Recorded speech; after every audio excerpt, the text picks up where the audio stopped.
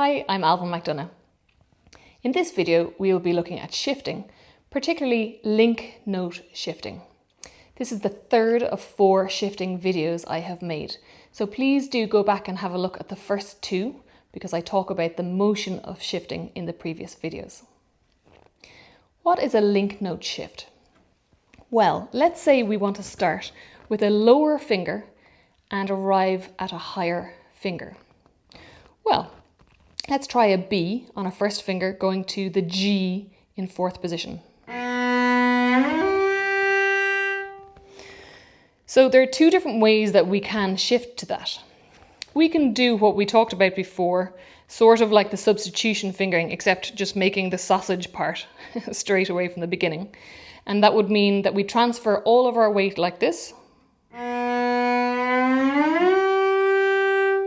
So it's really a giant sausage finger there. You can see there are almost 4 finger sausages there. And what I'm doing is, as I shift, I transfer my weight all the way over and then keep going. So I don't stop there because have a look at this. That would sound very strange. So as soon as I start moving, transfer,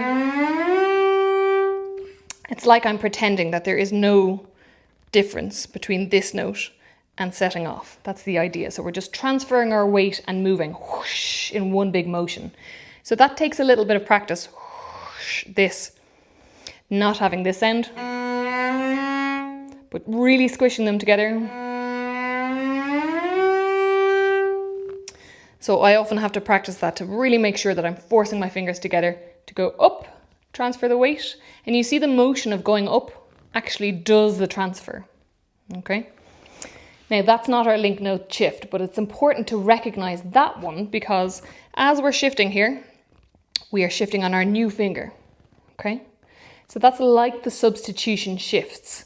Do you remember we had a higher finger to a lower finger? We would create a sausage, bigger finger, and then shift on the lower finger, which is the new finger. So the same principle applies here. We just have to put it's just the sausage part first, and then we move on the new finger. So a link note shift is when we're sliding on the old finger. So have a look at this.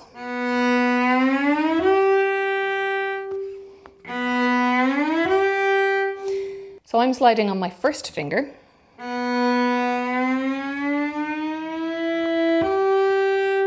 And then putting my fingers down when I've arrived. So once more. So now there are almost 3 notes in this concoction of a shift.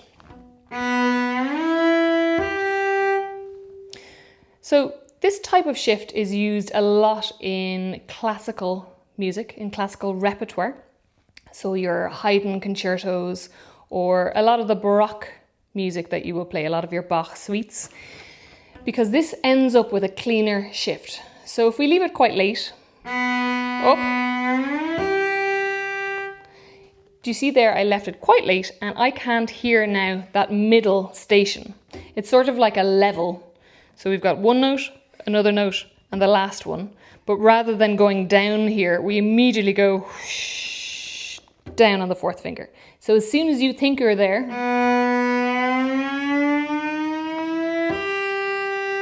then you transfer your weight to the new finger. So slide on the old finger, arrive on the new finger. So it kind of feels funny because if we do it too soon, we can really hear that note. But the later we leave the shift, I'm going to try 2 to 4 this time. Comparing those 2 different shifts, if I slide on the new finger, that sounds like the type of shift we would use in Saint-Saëns the Swan. Very romantic and luscious.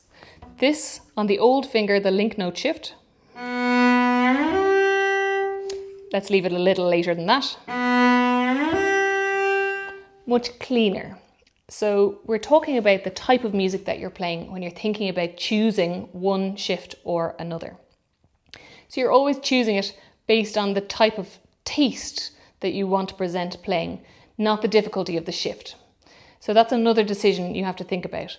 So we're always thinking, which finger am I sliding on, the old finger or the new finger? And then of course we need to decide, is it the old bow or the new bow? But mostly it's the old bow, so then it's just the old finger or the new finger we have to decide.